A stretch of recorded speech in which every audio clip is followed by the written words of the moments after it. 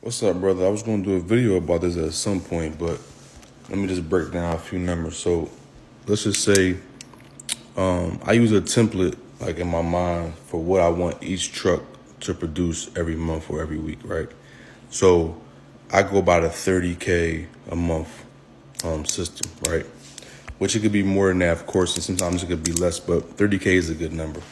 So if you do, that's like $1,000 a day if your truck is running 7 days a week. But let's just use 30K, right? So if you got 30K, right?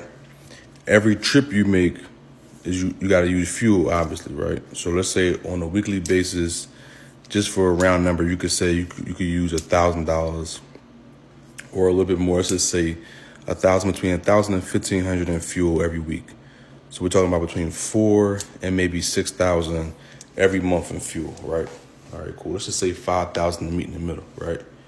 So now we're down to 25,000, right?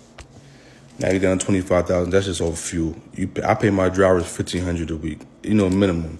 Sometimes they might make more depending on how good the week was, right? So that's 6,000 a month, right?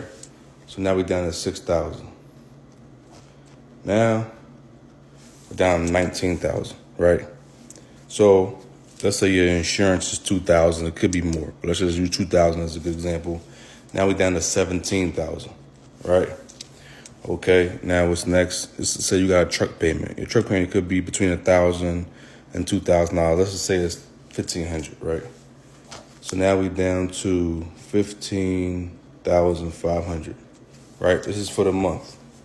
Okay, so now you have tolls.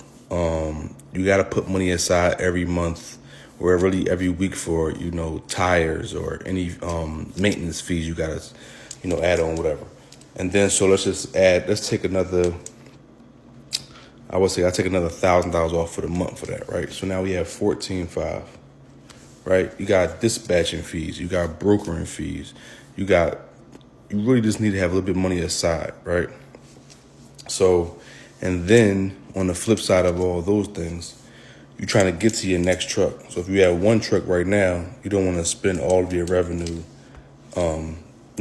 just basically, draining your truck. So you want to put some money aside. So after you did all that puts you at about 10,000. So what I do is I take that 10,000 and I cut that in half. Now I put me about between 4,000 and 5,000. Like everything's gonna fluctuate differently, and I put that half of that money is for my next truck, and the other half is my profit.